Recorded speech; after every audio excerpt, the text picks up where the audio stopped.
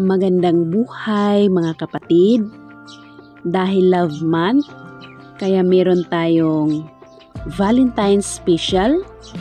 So in this video, ibabahagi ko naman sa inyo ang mga natural remedies o mga halamang gamot para ma-improve ang sex drive o sexual function ng mag-asawa o mag-partner in a healthy and natural way.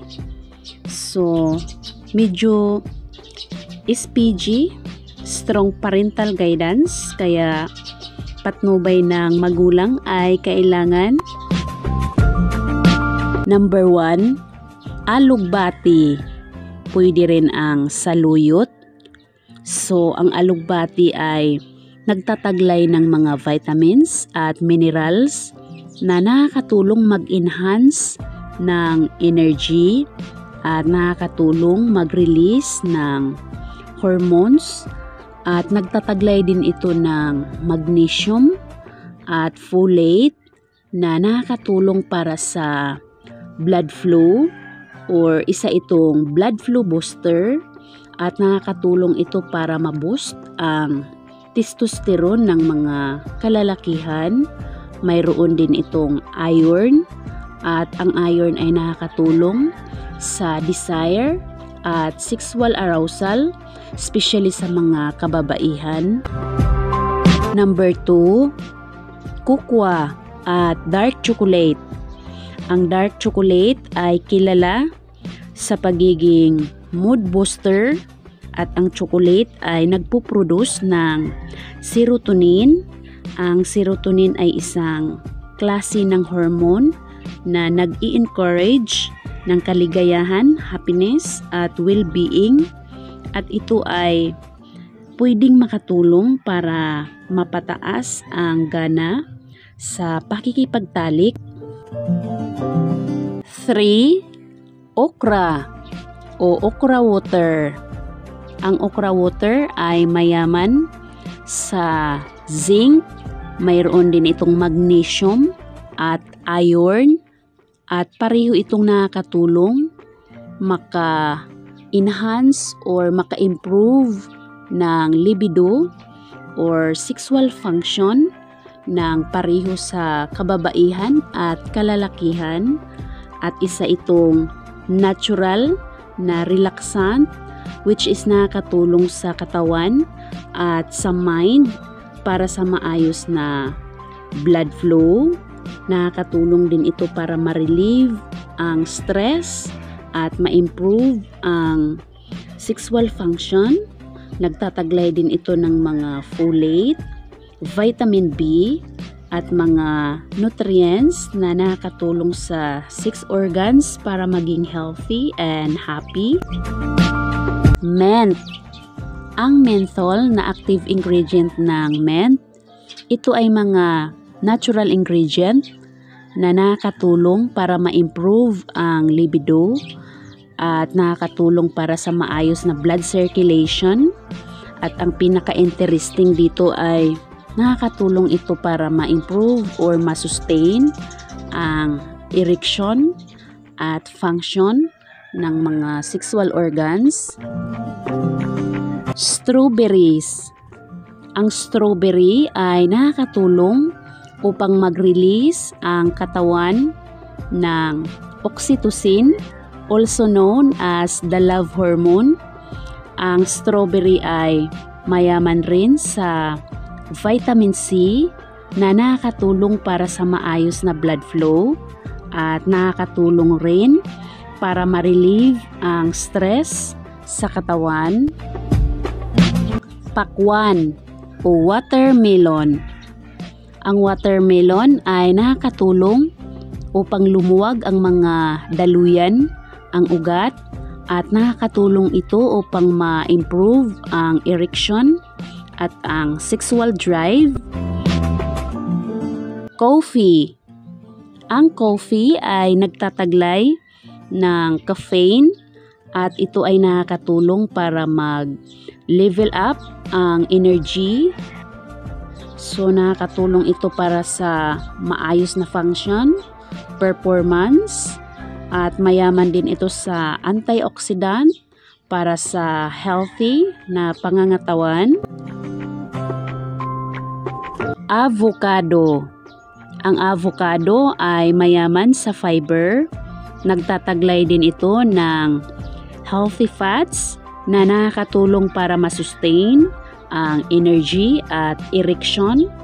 Mayaman din ito sa vitamin B6 na nakakatulong para matanggal ang stress, mga pagod sa katawan, at nakakatulong ito para ma-improve ang libido.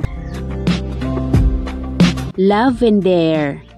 Ang lavender tea o simpleng pag-inhale ng lavender ay nakakatulong para ma-decrease ang stress at anxiety, at ang benefits nito na mataas na level ng relaxation ay pwedeng makatulong sa sexual function at desire. Chia seeds. Pwede rin ang cashew nuts, pumpkin seeds, pwede rin ang walnuts, or ang mga pagkain na mayayaman sa omega-3 fatty acids. So, pwede rin ang mga isda like salmon, mga mackerel, sardines. Ang omega-3 ay nakakatulong upang maiwasan o ma-relieve ang mga inflammation, mga pamamaga, at gumanda ang pakiramdam na nakakatulong sa sexual function or sexual health. At narito naman ang iba pang mga kailangang gawin para ma-improve ang sexual health or function. So una, napaka-importante na makontrol or ma-manage ang stress, anxiety, dahil ang sexual function or health ay malaki ang contribution ng mind.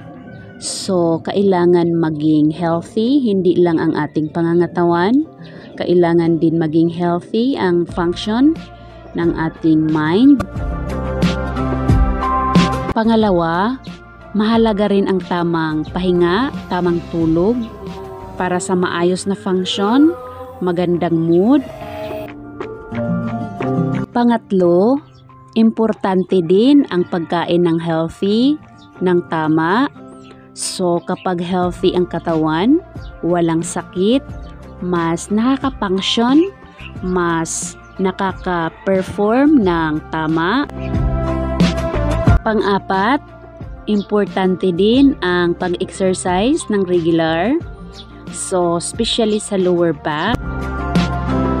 At pang-lima, napaka-importante ng tamang hygiene. So, mahalagang ma-practice ang tamang hygiene para sa maayos na relasyon. At narito naman ang iba pang mga halamang gamot na posibleng makatulong ma-improve ang love hormone or ang libido. So, pwedeng makatulong ang blue ternate flowers.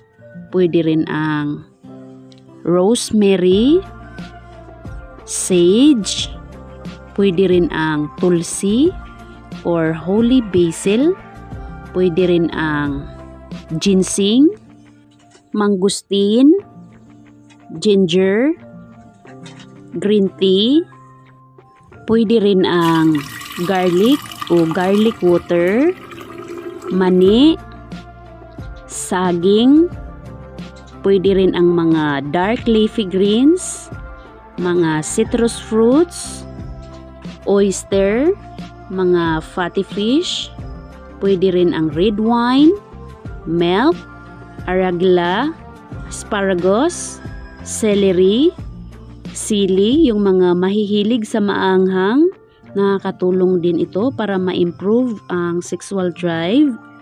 Pwede rin ang apple, oranges, at pwede rin ang carrots, tomatoes, at sibuyas.